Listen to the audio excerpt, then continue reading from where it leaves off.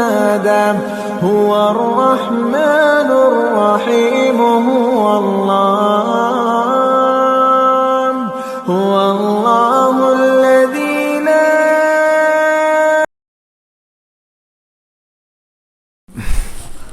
من الشيطان اللعين الرجيم بسم الله الرحمن الرحيم الحمد لله رب العالمين وصل يا ربي على محمد وآله الطيبين الطاهرين اللهم صل على محمد وآل محمد وعجل فرجهم وعجل لوليك الفرج يا كريم واجعل فرجنا بفرجه يا أرحم الراحمين توكلت على الله العظيم ربي اشرح لي صدري ويسر لي أمري واحلل عقدة من لساني يفقه قولي ربي يسر ولا تعسر وتمم بالخير آمین یا رب العالمین.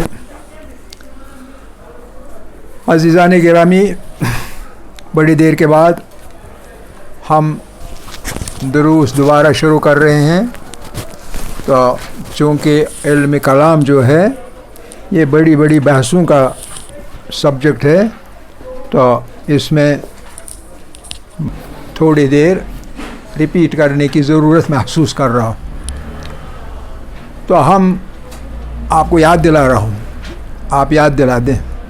ہم نے شروع کیا تھا اس سبجیکٹ کی بحث، ہم نے شروع کی تھی ابتدا سے ہی، اور ہماری کوشش تھی کہ اللہ کے وجود پر دلیل اور استدلال قائم کریں. اور اس پر دلیل جو ہم نے قائم کی، مجھے لگتا ہے بالکل تسلی بخش طریقے تک، تسلی بخش سطح تک ہم نے دلائل قائم کر دی، استدلال کیا.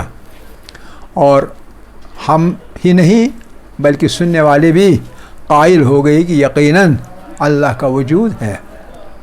تو اس میں ہم نے دو طرف نگاہ کی. ایک طرف پورے کائنات پر جو ہمارے باہر سے دکھتا ہے، جہاں جہاں ہماری نظر جاتی ہے، نیکڈ آئی بھی اور ایڈڈ آئی بھی. ایڈڈ آئی میں ٹیلیسکوپ وغیرہ کے ذریعے سے بھی جہاں جہاں جاتی ہے، ہر جگہ ہمیں جلوے اللہ کے نظر آئے. اور پھر اندر بھی نگاہ کی، اپنے اندر جھانکا، باہر دیکھا، اندر جھانکا. اندر جھانک کے بھی ہم نے اپنے وجود میں بھی، اپنے باڈیز کے اندر بھی، اپنے نفس کے اندر بھی اللہ کے وجود کی نشانیاں دیکھ لیں. تو اس سلسلے میں ہم یہ کہیں گے کہ جو اللہ کا وجود ہے، اللہ کے وجود کے جلوے ہم نے فطرت میں دیکھ لیے. لیکن آگے چلنے سے پہلے میں آپ کو ایک تھوڑا سا ایک خیال آپ کے ذہن میں ڈالنا چاہتا ہوں. اس کو اچھی طرح سمجھ لیجیے، غور سے سمجھ لیجیے، پورا اپنا دھیان اس طرف رکھیے. اور یہ ہے کہ آپ جب غور و فکر کرتے ہیں، اپنے چاروں طرف نظر ڈالتے ہیں، تو آپ دیکھتے ہیں جو کچھ ہے اس کو ہم وجود کہیں گے. کیا کہیں گے؟ جو کچھ ہے وہ وجود ہے. وجود مطلب کیا ہے؟ وجود مطلب ہے جو چیزیں ہیں وہ موجود ہیں، وہ موجود ہیں، یعنی ان کا وجود ہے. آپ کا وجود ہے، اس الماری کا وجود ہے، اس چیز کا وجود ہے، اس محلے کا وجود ہے، اس ملک کا وجود ہے، ان پہاڑوں کا وجود ہے، ان بارشوں کا وجود ہے، ان بادلوں کا وجود ہے. جو کچھ ہے ان کا وجود ہے. کیوں وجود ہے؟ کیونکہ وہ موجود ہے. لیکن جب ہم غور سے دیکھتے ہیں، جو چیز موجود ہے، اس موجود چیزوں کا وجود جو ہے وہ پہلے نہیں تھے. پہلے نہیں تھے. پہلے کیا تھا؟ پھر پہلے عدم تھا، یعنی وہ نہیں تھے، عدم تھا. اور عدم میں سے، نہ ہونے میں سے کوئی چیز پیدا ہو گئی، کوئی چیز ظاہر ہو گئی، بن گئی، ایجاد ہو گئی. ایجاد کس نے کیا، کیا نہیں کیا، اس بحث کو الگ چھوڑیں. انسانوں نے ایجاد کیا، خدا نے ایجاد کیا، مادہ نے ایجاد کیا، فطرت نے ایجاد کی، جس نے بھی ایجاد کیا. لیکن یہ کہ موجود ہے اب، اور پہلے نہیں تھا. جیسے ہم دیکھتے ہیں 13.4 بلین سے بھی زیادہ لائٹ ایئرز پہلے کائنات تھی ہی نہیں. اور بگ بینگ کے ذریعے سے عام طور پر کہا جاتا ہے، مانا جاتا ہے، قبول کیا جاتا ہے کہ بگ بینگ سے شروع ہو چکی کائنات، اور بگ بینگ سے پہلے آدم تھا، کچھ بھی نہیں تھا، آدم تھا۔ آدم کے پیٹ میں سے نکلا وجود، تو پہلے آدم پھر وجود، پہلے آدم پھر وجود۔ اب جو یہ وجود ہے، وجود کے چند 3 ہم کلاسز بنائیں گے۔ ایک وجود ہے کہ تب وجود میں آدم میں سے آ گئے، آدم میں سے نکلا وجود، آدم میں سے وجود نکلا، لیکن تب نکلا جب کہ اس کا نکلنا ممکن تھا، اگر ممکن نہیں ہوتا تو نہیں نکلتا۔ اس لیے ان چیزوں کو ہم کہیں گے ممکن الوجود، ممکن الوجود، ٹھیک ہے کہ نہیں؟ یہ قلم ہے، یہ ممکن الوجود تھا، اس لیے پہلے نہیں تھا، کسی آرٹسٹ کے ہاتھوں سے یہ وجود میں آ گیا، پہلے تھا ہی نہیں۔ میرے بچپنے میں یہ پین ہوا ہی نہیں کرتے تھے، آج کل ہے، وہ پہلے نہیں تھا، پہلے آدم تھا ان کے بارے میں، لیکن چونکہ ممکن الوجود تھا اس لیے موجود ہو گئے۔ لہذا وجود جو ہے وہ کس میں سے نکلتا ہے؟ آدم میں سے، آدم میں سے نکلتا ہے۔ لیکن کوئی چیز ایسی ہوتی ہے جو یہ پہلے یہ دیکھیں کہ یہ جو وجود ہے، اس کا مطلب کیا ہے؟ وجود ہے، اس وقت وجود ہے، موجود ہے، اس کا مطلب کیا ہے؟ اس کا مطلب ہے کہ یہ جو ہے یہ مسبوق، پہلے مسبوق العدم تھے، یعنی پہلا ان کا زمانہ جو تھا سابق میں، پہلے یہ عدم تھے ہی نہیں، اس کو کہیں گے مسبوق العدم۔ عدم پہلے تھا، عدم میں سے چیز وجود میں آ گئی، تو تب آ گئی جب کہ یہ ممکن الوجود تھا۔ لیکن اب جو بحث ہم نے کی، اس بحث میں سے ہم نے بھی سمجھ لیا، کیا سمجھ لیا؟ کہ جو کچھ یہ ممکن الوجود ہے، یہ کائنات پوری کی پوری، ہم آپ ہر چیز، یہ ممکن الوجود جو ہے یہ تب وجود میں آ گئی جب کہ مسبوق آدم ہوتے ہوئے بھی کسی نے وجود میں لائی، اور وہ جو تھا جس نے وجود میں لایا، جو بھی تھا جس نے وجود میں لایا، وہ تبھی لایا ہوگا جب خود وہ عدم نہ رہا ہو، جب وہ خود چیزوں کے عدم سے پہلے موجود تھا، یعنی وہ مسبوق العدم نہیں تھا، مسبوق العدم نہیں تھا تو وجود کو ایجاد کر لیا، ممکن الوجود کو وجود میں لایا، جبکہ خود معدوم نہیں تھا۔ تو جب وہ معدوم نہیں تھا اور ممکن الوجود کو ایجاد کیا، اچھی طرح سمجھیں، ممکن الوجود کو ایجاد کیا تب کیا جب وہ خود تھا، اور جب وہ خود تھا اس کا مطلب یہ ہے کہ اس کا وجود ممکن نہیں تھا، بلکہ وہ جو ہے اس نے ان کو وجود میں لایا، اور وہ خود واجب الوجود تھا، اس کا موجود ہونا ہمیشہ واجب تھا، اس کا موجود ہونا واجب تھا، اسی لیے وہ تھا، اسی لیے وہ تھا، یعنی وہ ازلی تھا، ازلی، ازل سے تھا، ابتدا سے تھا۔ کوئی زمانہ ہم نہیں کہہ سکتے ہیں کہ جس سے پہلے وہ نہیں تھا، ہمیشہ سے تھا، ازل سے تھا، ازل یعنی جو کہ ہمارے ذہن میں بھی نہیں ہے، ہمیشہ سے تھا، تو چونکہ تھا ہمیشہ سے اس لیے ازلی تھا۔ ازلی تھا کا مطلب کیا ہے؟ ازلی تھا کا مطلب یہ ہے کہ اس کا ہونا تب بھی، اب بھی اور آئندہ بھی واجب ہے، اس لیے اس کو واجب الوجود کہیں گے۔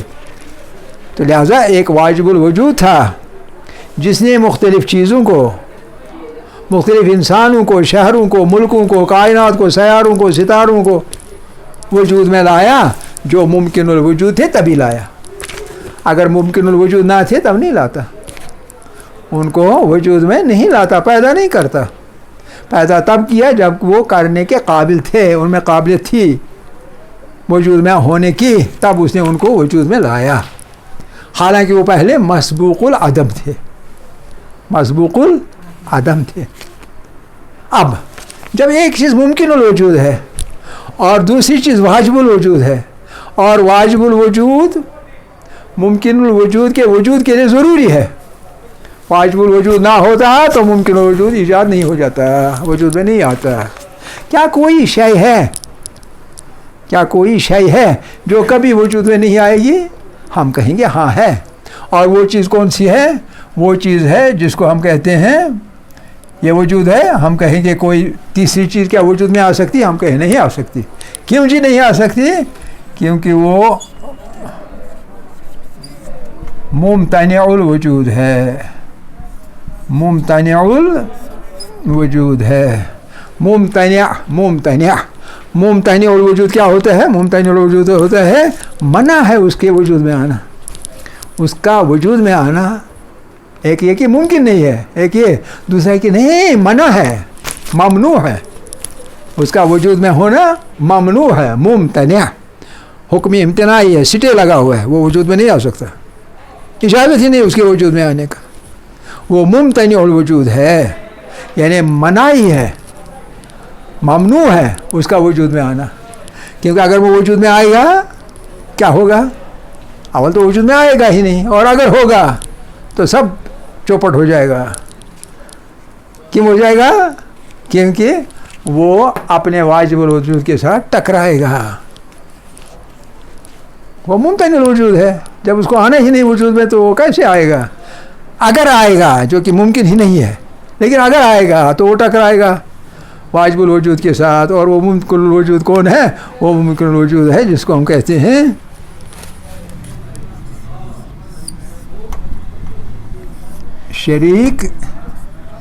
شریک الباری. اللہ تعالیٰ کا شریک کوئی اللہ تعالیٰ کا شریک ہو, ایسا ممکن نہیں. کیوں ممکن نہیں؟ کیونکہ منع ہی ہے, ممنوع ہے. کوئی شریک نہیں خدا کا ہو سکتا. آپ سمجھیے, ہم کہیں گے خدا کا ممکن ہے, ہمارے مادی کہیں گے نہیں خدا ہے ہی نہیں, تو ہم کہاں مانیں گے؟ وہ کہیں گے مادے کا شریک نہیں ہو سکتا. ہم کہیں گے مان لو, آپ کا دل خوش کرتا ہے کر لو, لیکن یہ حقیقت نہیں جو آپ سمجھتے ہیں. یہ آپ کی خالی آرزو ہے, یہ کبھی پوری ہونے والی نہیں ہے. آپ سمجھے نا, یہ کچھ فلسفی مسئلے ہیں, ان کا آپ کو سمجھ میں آنا چاہیے. ایک چیز ہے عدم کو استعمال کر کے عدم میں سے ایک واجب الوجود ہستی ہے جو کہ عدم میں سے نکالتی ہے وجود. جو کچھ ہم دیتے ہیں اس کو نکالتی ہے, مطلب خلق کرتی ہے, پیدا کرتی ہے. اور جو ممکن وجود جو ہے اس میں پوری کی پوری کائنات رہتی ہے. تو لہذا تین چیزیں ہیں. ایک ہے واجب الوجود, اللہ تعالیٰ کی ذات جو کہ ازلی ہے, ہمیشہ سے ہے, خالق بھی ہے اسی لیے وجود میں لایا, قادر ہے, قدرت والا ہے اسی لیے وجود میں لایا. قدرت نہیں ہوتی تو کچھ وجود میں نہیں لاتا. اگر آپ سے میں کہوں جہاز بنائیے, بنائیں گے؟ نہیں بنائیں گے نا, کیونکہ قدرت نہیں ہے. آپ سے کہوں گا ٹینک بنائیے, کیا بنائیں گے؟ نہیں بنا سکے. بم سوٹ باغ میں ایک ٹینک ہے کہ نہیں. ان سے کہیں گے ایک آبی جہاز بنا, تو کہاں بنے گی؟ جب خوشحال سر میں پانی سو گیا تو جہاز کہاں بنے گا پانی والا؟ ٹھیک ہے کہ نہیں؟ مطلب یہ ہے کہ قادر ہونا چاہیے, واجب الوجود, قدرت رکھنا چاہیے, اس میں زبردست قوت ہونی چاہیے, تبھی چیزیں خلق کرے گا, تبھی وہ ایجاد کرے گا, چیزیں وجود میں لائے گا. تو جب وہ ہستی ہوگی واجب الوجود, تبھی باقی چیزیں وجود میں آ سکتی ہیں, لیکن تب جب کہ وہ ممکن الوجود ہوں. اور یہ چیز ممکن الوجود ہے ہی نہیں. یہ تیسری چیز جو ہے یہ امکان ہی میں ہی نہیں ہے وجود میں آنا. ایک تو یہ امکان نہیں ہے, دوسرے یہ کہ اس کی طرف سے سٹے لگا ہوا ہے. واجب الوجود جو ہے اس نے سٹے آرڈر نکالا ہے, کوئی شریک نہیں بن سکتا. سٹے آرڈر جب ہے تو کیسے؟ ممنوع, ممتنع, منائی ہے, منع ہے. شریک باری تعالیٰ کا, شریک الباری یعنی باری تعالیٰ کا کوئی شریک پیدا ہو جائے, نہیں پیدا ہو سکتے. دعویٰ کرنے والے نکل سکتے ہیں لیکن وہ دعوے جھوٹے ہو سکتے ہیں.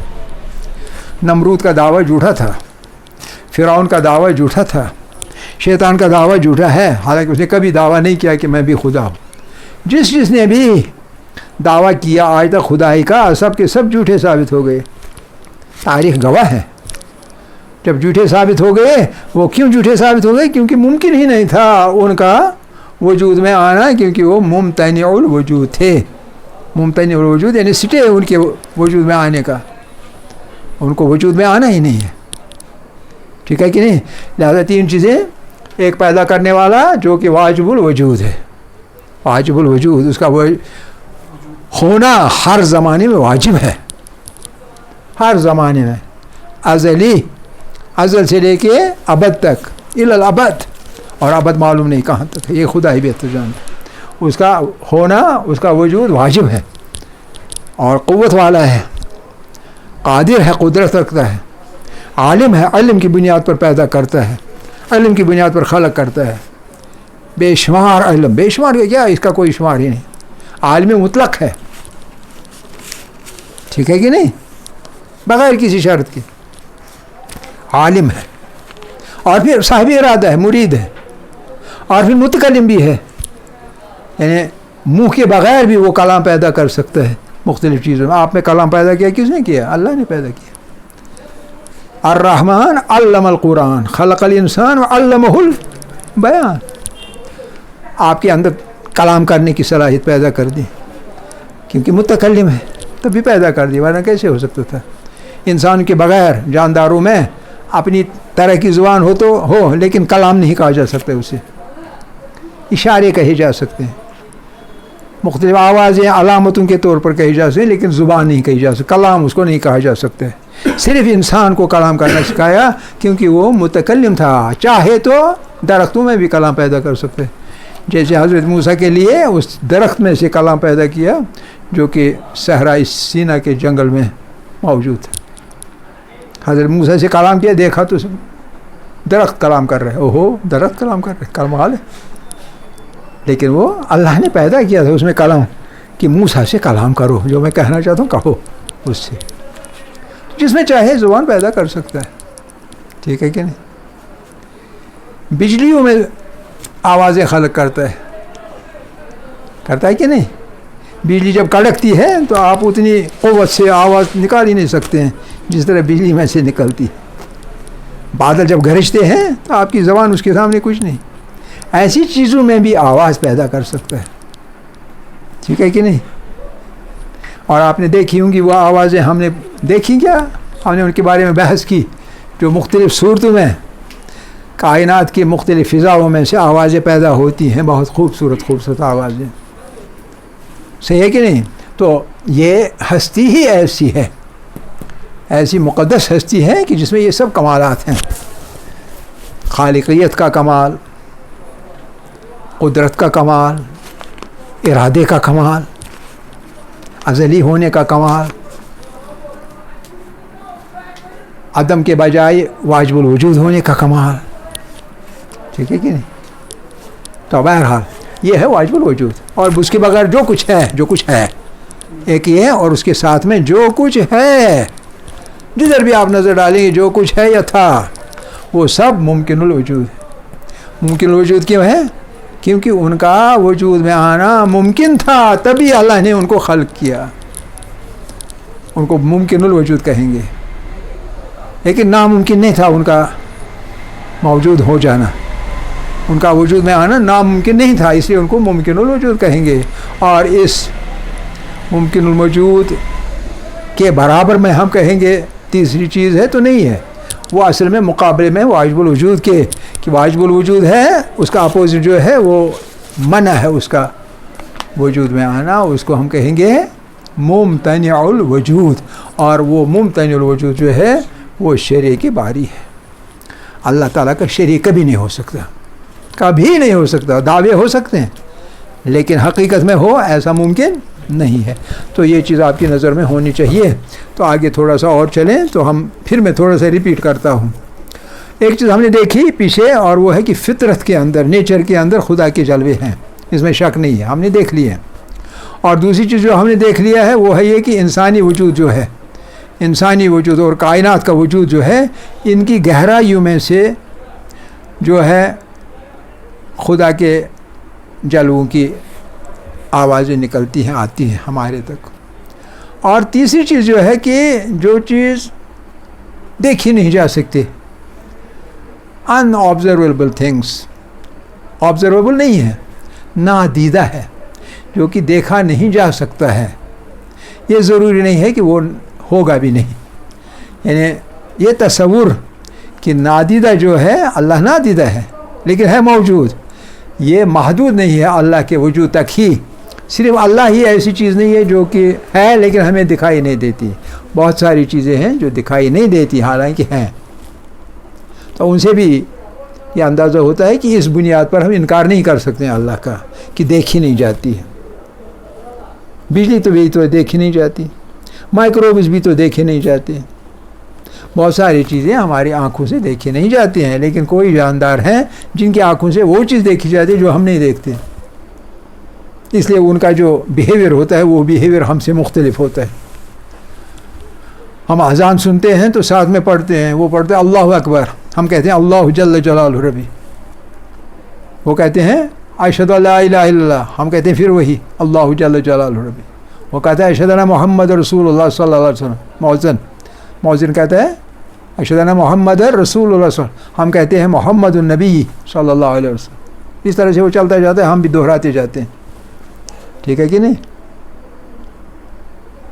آپ سمجھ رہے نا؟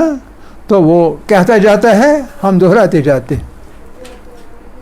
دہراتے کیوں جاتے ہیں؟ کیونکہ ہمارا عقیدہ جو ہے وہ یہ ہے کہ جو چیز نادیدہ بھی ہے ہم اس پر ایمان لاتے ہیں. ہم نے محمد کو کب دیکھا صلی اللہ علیہ وسلم کو؟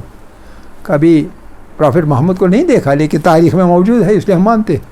اور اسی وجہ سے نہیں مانتے بلکہ ان کا کلام دیکھ کے، ان کے خصائل دیکھ کے، ان کے اخلاق دیکھ کے، ان کی سیرت پڑھ کے، ان کی تاریخ پڑھ کے ہمیں یقین ہو جاتا ہے اس کے بغیر کوئی اور خدا کا پیغمبر نہیں بن سکتا تھا. اس لیے وہ ہے ہی ایسی ہستی جو اللہ کی پیغمبر ہمارے لیے بن چکی. ٹھیک ہے کہ نہیں؟ اور پھر جو قرآن انہیں لایا وہ ایسا معجزہ ہے کہ اس کے معجزے کے مقابلے میں کوئی اور معجزہ نہیں ہے، کوئی اور بھی نہیں ہے. حتیٰ کہ میتوں کا، مردوں کا دوبارہ زندہ کرنا حضرت عیسیٰ کے ہاتھوں علیہ الصلوۃ والسلام کے یا اور شخصیتوں کے ہاتھوں بھی، تو وہ تو کوئی معجزہ ہی نہیں قرآن کے مقابلے. اتنا بڑا معجزہ ہے قرآن. اسی طرح سے بہت سارے معجزے، چاند کے 2 ٹکڑے کرنا، درخت کو اشارہ کر کے اپنے پاس بلانا، اس طرح سے بہت سارے معجزات جو ہیں وہ تاریخ میں درج ہیں. تو ان پہ ہم اعتبار کرتے ہیں، یقین کرتے ہیں، ایمان ہے ہمارا. تب جب کہ ہمارے پاس ثبوت ہیں، ہمارے پاس علامتیں ہیں جن سے یہ سب چیزیں ثابت ہوتی ہیں. دوسری چیز کی موجود نادیدہ بنیاد نہیں بن سکتی ہے اللہ کے انکار کرنے کے لیے. اللہ کے ہم انکار نہیں کر سکتے کیونکہ ہمارے پاس ہیں مثالیں، نادیدہ چیزیں ہیں، اور اس لیے جب ان پہ یقین کرتے ہیں تو خدا پہ کیوں یقین نہیں کریں گے؟ یہ بھی ہم نے دیکھ لیا. اور پھر آگے ہم نے دیکھ لیا کہ اصل علیت ہے، ایک اصول ہے، دا پرنسپل آف کازیشن. علیت کا اصول، علیت یعنی ایک چیز علت ہے، سبب ہے، دوسری چیز معلول بنتا ہے، کاز ایفیکٹ. یہ کاز ایفیکٹ کی چین جو ہے یہ ابتدائی کائنات سے لے کے آج تک جاری و ساری ہے. تو اس پہ ہمارا اعتقاد ہے. اور یہ پہلی علت کون سی تھی؟ مادیت والے مادہ پرست کہتے ہیں مادہ تھا، نیچرلسٹ کہتے ہیں نہیں نیچر تھا. ہم دونوں کا انکار کرتے ہیں، کہتے ہیں یہ چیز نہیں ہو سکتی، کیونکہ اگر ہوتی تو سوال اپنی جگہ قائم ہے، اور وہ یہ ہے کہ ان چیزوں کو کس نے پیدا کیا. لیکن کبھی ان کے بچے کہتے ہیں، ان کے بچے جب سوال پوچھتے ہیں تو ان کے ماں باپ ان سے کہتے ہیں یہی سوال تو ہم بھی کہتے ہیں خدا پہ لاگو ہو جاتا ہے. جب وہ کہتے ہیں خدا نے سب پیدا کیا ہے، ہم کہتے ہیں تو پھر خدا کو کس نے پیدا کیا، اور وہ مسلمان لاجواب ہو جاتے ہیں. آپ سمجھ رہے کہ نہیں؟ تو اس چیز کو ہم کیا کہیں گے؟ اس چیز کو ہم کہتے ہیں تسلسل کہتے ہیں.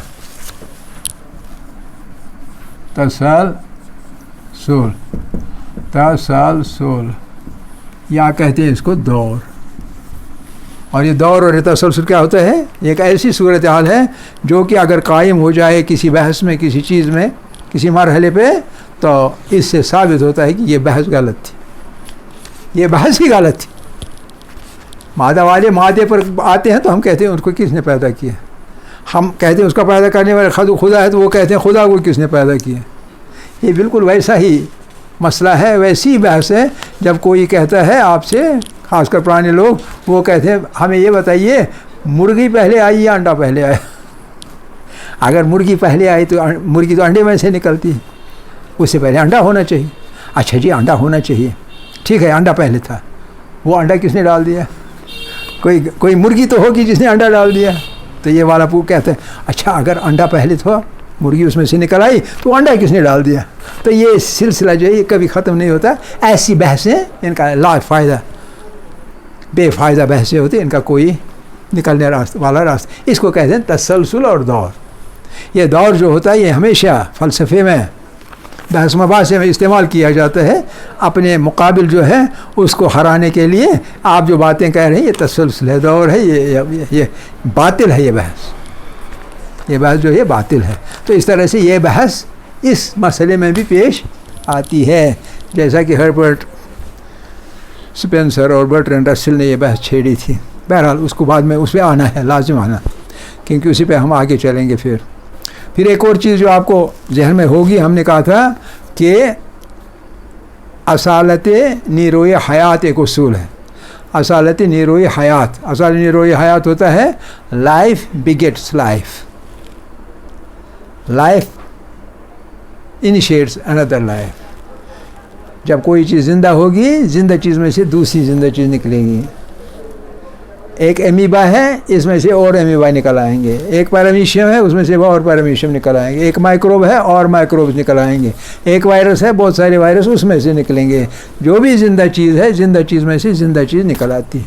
اس کو کہتے ہیں اصالت نیروی حیات. اصالت نیروی حیات یعنی the principle of life reproducing itself. جہاں بھی لیونگ چیز ہے اس کی خصوصیت ہے اٹ ریپروڈیوسز اٹ سیلف. باپ ہے، بیٹا پیدا ہو جاتا ہے. بیٹا ہے، اس کا بیٹا ہے، بیٹی پیدا ہو جاتی ہے. اس طرح سے سلسلہ قائم رہا. یہ ہر چیز کے بارے میں جو بھی لیونگ تھنگس ہے اس دنیا میں، وہ اپنے آپ کو، اپنی نسل کو باقی رکھتے ہیں اسی خاصیت کی وجہ سے جو ان کے اندر خالق نے رکھی ہے کہ اس میں سے اگلی نسل پیدا ہو جاتی ہے. اگلی نسل میں اس کے تیسری نسل پیدا ہو جاتی ہے اور اس طرح سے نسلیں آگے چلتی رہتی ہیں. تو یہ اصالت نیروی حیات کا پرنسپل ہے. آپ کو یاد دلانے کے لیے یہ سب کچھ کہہ رہا ہوں. تو انشاءاللہ آگے چلیں گے کل. آخر دعوانا ان الحمد للہ رب العالمین.